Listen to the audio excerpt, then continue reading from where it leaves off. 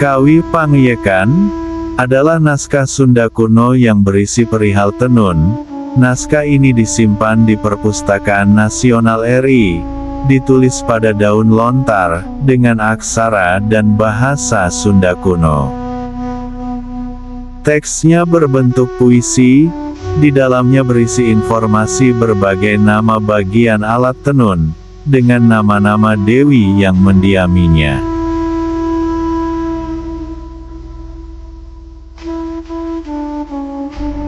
Teks Kawi Pangyekan adalah suatu contoh puisi Sunda kuno yang khas. Puisi ini memiliki tempat tersendiri di antara puisi Sunda kuno lainnya, seperti puisi epik para putra Rama dan Rahwana, atau puisi didaktis seperti Sri Ajñana, Sewaka Dharma, dan Kawi Paningkes. Puisi ini umumnya berisi gambaran rincin perihal peralatan tenun, proses, serta masing-masing dewi kahyangan yang bertanggung jawab terhadapnya. Dari kesusastraan, struktur dalam puisi ini dapat dibandingkan dengan teks Sri Ajñana.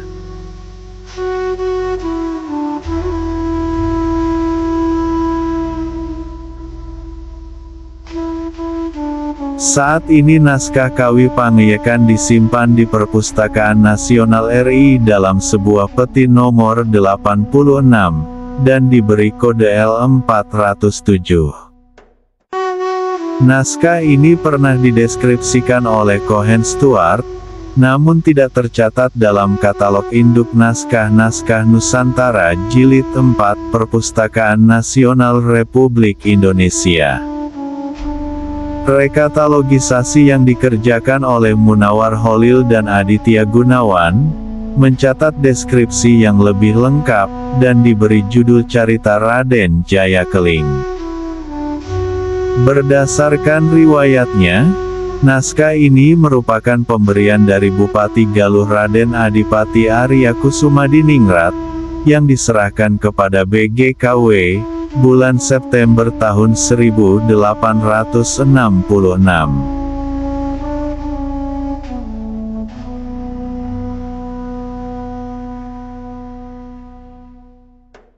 Naskah berbahan daun lontar dengan ukuran 19,5 x 2,5 cm, disimpan pada kotak kayu atau keropak berwarna coklat tua kehitaman. Jumlah lempir 31 dilengkapi tali pengikat yang dimasukkan pada bagian tengah lontar, lempir 1R, 27V, 28RV, 30RV tidak ditulis, sehingga hanya 56 halaman yang berisi tulisan, setiap halaman berisi 4 baris tulisan. Aksara yang digunakan adalah Sunda kuno. Salinan dengan aksara Latin terdapat dalam kumpulan koleksi Pleid dengan kode PIT 101 yang disimpan pada peti 119 di Perpustakaan Nasional. Berdasarkan salinan tersebut, dapat diketahui bahwa tidak ada perubahan pada susunan lempir.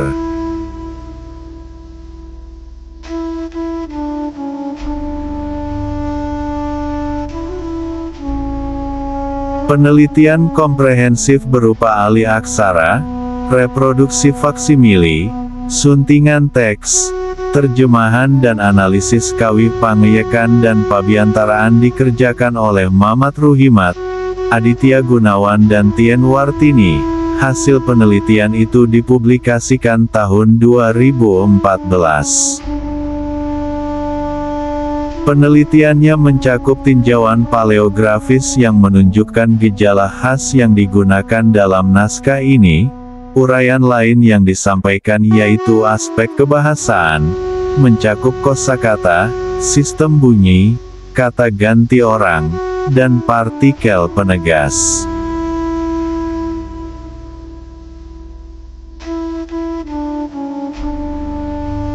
Mengenai tenun, Aditya Gunawan membahasnya secara khusus dalam sebuah artikel yang terbit dalam jurnal Archipel, Ia menjelaskan kaitan teks Kawih Pangayakan dengan tradisi menenun dalam budaya Sunda, melalui perbandingan teks carita pantun, dan folklore lainnya.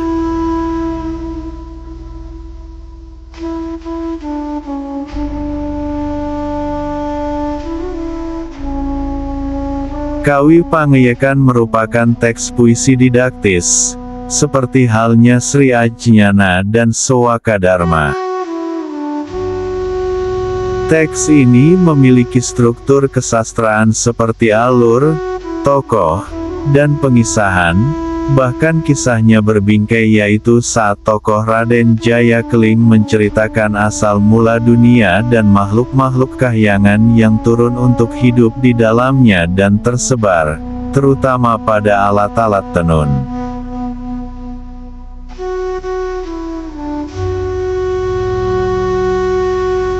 Teks puisi ini memiliki sifat yang menempatkan perempuan pada tempat yang istimewa. Pada bagian akhir teks, sang pujangga juga menyebutkan bahwa puisi yang digubahnya untuk dinyanyikan etika bertenun, yaitu keahlian khusus perempuan. Hampir semua makhluk kahyangan yang disebutkan adalah perempuan. Dengan demikian, puisi ini mengarah pada kesimpulan bahwa khalayak puisi ini adalah perempuan.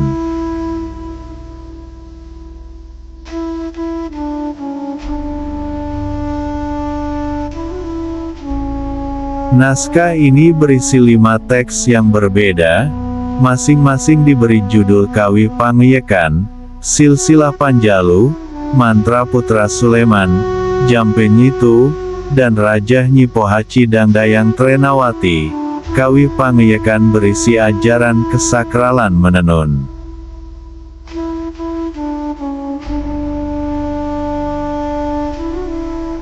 Dikisahkan seorang perempuan bernama Dewi Rasa Tineng Sakean Adilarangan, tiba-tiba terbangun dari tidurnya, karena bermimpi yang sangat aneh. Dalam mimpinya, ia mendengar banyak suara. Suaminya yang bernama Raden Jaya Keling terjaga karena kegelisahan sang istri. Ketika terbangun, ia melihat sang istri sedang memangku kain tenun sambil menangis. Suaminya menghibur dengan rayuan dan nasihat tentang keutamaan perempuan. Ia juga memuji jenis kain, motif, sampai warna kain tenun yang dipangku oleh istrinya.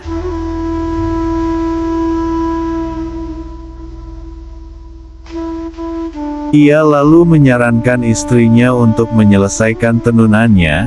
Sebelum itu, ia menyuruh istrinya ke sungai untuk membersihkan diri, baik lahir maupun batin. Dewi Rasa Tineng menurutinya. Ia melepaskan benang yang melingkar pada kakinya, melipat baik-baik kain tenunnya, dan menyimpan seluruh peralatan tenunnya. Ia kemudian menghadap dengan takzim kepada suaminya, kemudian menceritakan mimpi buruk yang menyebabkannya terjaga di tengah malam dan meminta nasihat dari suaminya. Jaya Keling menjawab dengan tenang bahwa memang sudah selayaknya seorang suami dijadikan tempat bertanya, sebab mengetahui berbagai pengetahuan, aturan etis, hukum, dan ilmu leluhur yang didapatkan dari berbagai tempat.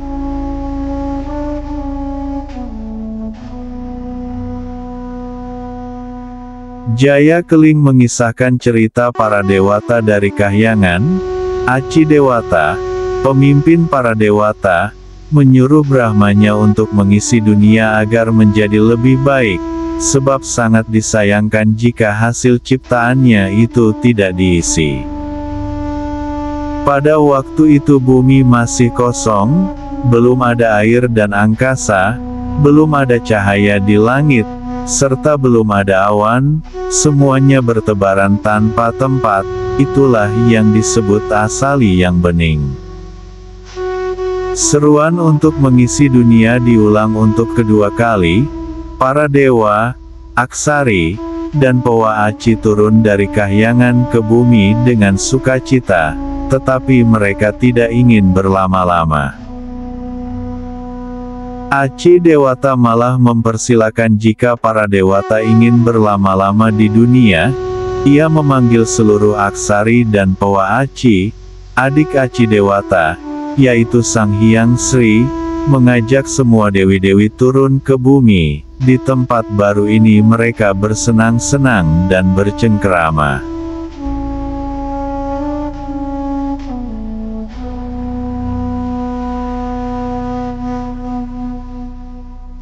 Setelah itu disebutkan secara rinci nama masing-masing Powa Aci dan Aksari serta tempat bersemayamnya di dunia.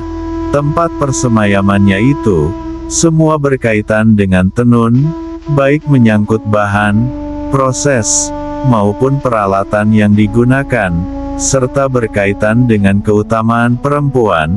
Kepada dewi-dewi yang mendiami alat-alat tenun berikut yang menemani saat prosesnya itulah dipersembahkan nyanyian pada saat seorang perempuan bertenun.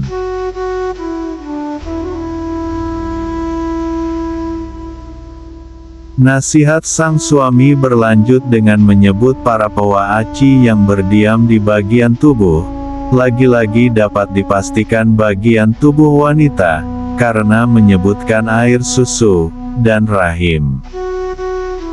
Bagian terakhir berisi nasihat bahwa seorang wanita harus bisa terampil menenun tanpa harus diajari. Teks ditutup dengan kolofon.